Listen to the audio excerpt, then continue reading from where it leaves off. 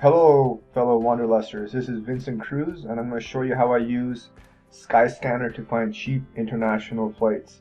In order to do this, you do need to be flexible with your travel dates as well as your destination, and if possible, even your departure location. Right now, I'm on the Skyscanner homepage. The currency is in US dollars, and I'm going to search for a round trip flight. Now, let's just say I want to fly out of New York as an example. I'm going to select New York City as a whole and not one of the specific airports. That way it'll find the cheapest flight flying out of New York City. And for the destination, it's first going to give you this flexible search everywhere option, which is my favorite option, but I'll show you that in a few minutes. Let's just say for now I want to fly into somewhere in Europe, Spain. So I'll just type in Spain, and it's going to give you the options of Spain, or the cities in Spain. But I'm not going to select one specific city. I'm going to select Spain as a whole, or the whole country. That way we'll find the cheapest flight flying into Spain. And for the departure date, do not select a specific date. Select like a whole month. And in this case, I'll select May. I'll fly into Spain in May, and I'll return sometime in June. And the cabin class, the only option with this flexible search option is economy. Anyways, we don't want business or first class. We're trying to save money here. So I'll just click on search flights. And Skyscanner came up with the results of the prices to the main cities in Spain. And Madrid is obviously the cheapest. So 327 is the cheapest price flying into Madrid. So keep an eye on that price, because the prices are not always in real time on Skyscanner. Sometimes they're a little bit old or saved information, so it's not always real time, or dynamic, I should say. But anyways, what happens is on the left hand side, the month of May gets pre-populated with most of the departure dates and prices, and I'm going to just find the cheapest price here, which looks like it's 164 on May 16th as well as May 23rd. As soon as you click on one of the dates or the prices in May, or the departure section, the right hand section or the return dates will get updated with the corresponding prices. So I'll select May 16th, and as you can see, the prices got updated on the right hand side.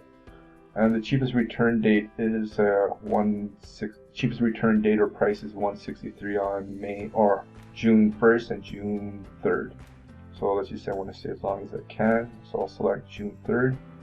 And the price did add up to 327, but let's see if we can still keep it at 327. So I'll show the flights and the prices. I mean, even if it's a few dollars above 327, it's still a good price for a round trip flight. So right now, Skyscanner is just checking all the airlines, as well as some of the corresponding travel agency websites, which is doing in the background as well. So remember, we saw it at 327. Right now we see it at 332 for KLM and Air France. They're non-stop flights, which is pretty good. And I'll just wait until the search is completed. It should just take a few more seconds now. And yeah, so 332 was the cheapest price. $5 higher than 327. And now what I'm going to do is choose the flight through one of the travel booking agencies, and the cheapest ones are Priceline and Orbitz. So let's just take a look at the details of the flight. It's going from JFK to Madrid on May 16th and returning from Madrid to JFK Airport in New York City on June 3rd. So I'll just go with the price of Priceline here of 332, and yeah, so it has or confirmed the price, and then it's just going to take the steps of confirming or booking everything. So I'll just close this, and I'll just go back, and pretty much from there it's self-explanatory. But I do want to show you another example of finding cheap flights when you're more flexible. And in this case, I'll show you a one-way flight. Let's just say I'm in Germany, and I can fly out of anywhere in Germany because I have friends in Germany, or I can take the bus to several locations in Germany, or I'm just backpacking out of Germany. So I'll just select Germany here, and for the destination I'll select everywhere, and for the departure date I'll select the whole month, and then I'll select the cheapest month.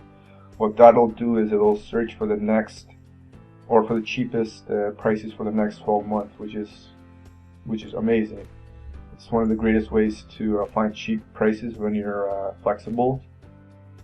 So flying out of Germany, the cheapest flights are to like Romania, Italy, Poland, Serbia, and so on, at a few dollars. And yes, prices or flight prices in Europe tend to be pretty cheap with the budget airlines. So I'll just go with Romania here at $4, and it's going to fly into Timisoara. I'm sorry if I mispronounced it, for $4, and let's see if we can get it at $4. It is a non-stop flight, and you can fly out, and you'll need to fly out of Dusseldorf or fly out of Berlin for $6. So I'll just click on Dusseldorf, and I don't even know if I'm pronouncing that right either, but this is just for example's sake. And it flies out on February 1st at $4, February 8th at $4, February 22nd at $4. So I'll just select February 22nd here. And once again, we do need to double check that it keeps it at the price of $4, just because it's not always in real time, Skyscanner. And it looks like Ryanair is the budget airline that it's flying with.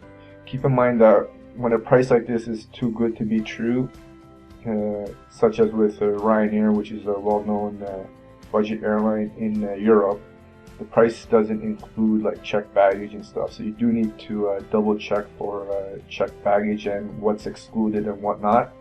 But it looks like it did find a decent price at about $4 from Germany to Romania. Now let's just double check. Yeah, so it's €3 is the final price from Dusseldorf to Timisoara. So there you have it. That's how I use Skyscanner to find cheap prices. And once again, and the most important thing is to be flexible with your travel dates and location. And what a lot of people do, or what I do most of the time, is try to search by month or a whole year to almost anywhere while I'm traveling. I hope this video will save you some money, and if you enjoyed it, make sure to click on the like button and smash the subscribe button. Thanks, and have a good one.